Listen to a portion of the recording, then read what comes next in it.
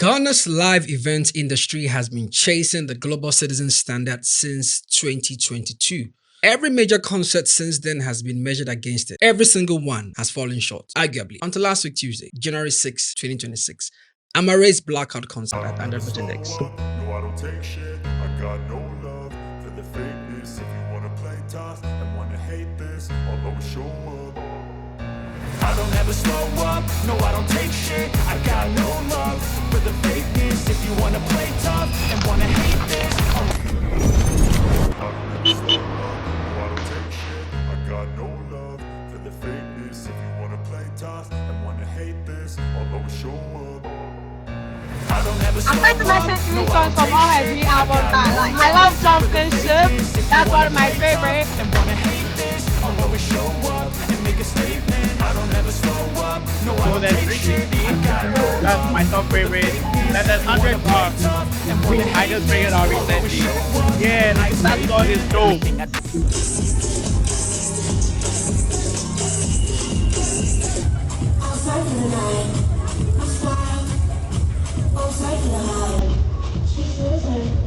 Big Stepper, Princess Going Digital, and Hot Girl Club Money. But I love this new album too. I'm so excited to hear it.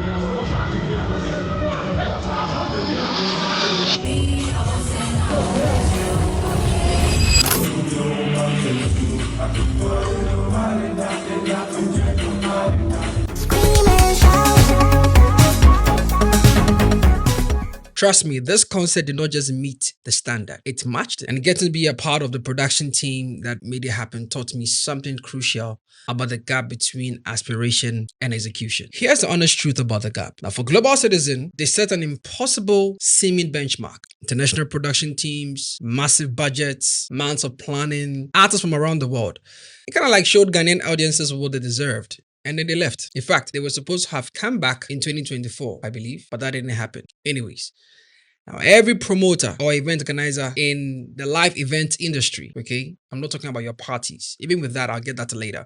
But every promoter or every event organizer in the live events, what you and I will call a music concert, right, they've been trying to recreate that magic with a fraction of the resources. Now, the comparison in this case becomes inescapable because every time you're going to be looking at people saying, is this global citizen level? I mean, that's the question that everybody's going to be asking. That's the question every major event will be facing. And truly the answer or the answers were always some version of, not quite. Because you are dealing with late starts, sound issues, production shortcuts. You could clearly see the intent, but the execution kept missing the mark. But I dare say January 6th changed that conversation. When you have people live tweeting, the production is up there with Global Citizen doing a Amaarae show, you can clearly tell that this wasn't hope talking. That is outright recognition. You're looking at the sound quality. You're looking at the timing. We started at 7 p.m., okay? And we ended on time. Now, I tell you what, for those of you who did not know what was happening, this was in partnership with the iMila sound system. Now, if you've been to the iMila sound system event, you are not too much of a stranger to their structure of programming. At 7 p.m. in fact, by 6, sound check was done, everything was set. 7 p.m. we started. But I noticed that most of the attendees were not too sure whether the show has started or not because they were used to going for these events, especially during the December, and you have the DJs and the MCs, having their routine checks of warming up the crowd. But essentially, what this show was, which Amaarae herself had always talked about prior to the show, was this was a hybrid of a rave and a live concert, a hybrid of a rave and a live performance. Okay, but you notice that some people, of course, to no fault of theirs, were just hanging around trying to, grab a drink or catch up with a friend or two. But the show did start at 7 p.m. All right. You talk about the stage production. You look at the guest curation for your first show to have the likes of Sarkodie, Jackie. Asaka Boys, and of course the surprise act for Ama and for the rest of the crowd, RC, you could clearly tell that there was some level of intentionality in every detail. But here's what I learned being on the inside. Matching global standard isn't about having a global citizen budget, okay? And I know this question comes up a lot. Is it about the money? Is it about the logistics? Whatever, blah, blah, blah. I feel that to match the standard as we've already benchmarked essentially isn't really about the budget. It's about refusing to compromise on the fundamentals. It's about respecting your audience enough to start on time. It's about treating production quality as a non-negotiable and not an aspirational conversation. Oh, mnyanka, Charlie, the thing, I wish it was like this. Now, it's about understanding that this whole good enough for Ghana should never be the standard when your artists already operate at a global level. And this is to some of our artists here. You don't necessarily have to perform in the US or perform in the UK to identify yourself as an artist operating on a global level. We talk about mindset all the time. We talk about how we see ourselves all the time, isn't it? So essentially, we shouldn't limit ourselves to, oh, this is good enough for Ghana. Oh, Ghana, I want it. Nah. Personally, I've spent years being vocal about what Ghanaian audiences deserved. I have criticized, I have advocated, I have demanded better. So you can imagine when I had to be a part of something to provide that better, getting to help build that better felt very different because now I know exactly what it takes. I've seen the planning, the execution, the team coordination, and especially the uncompromising standards that make the difference between a good show and, finally, this is what we've been waiting for.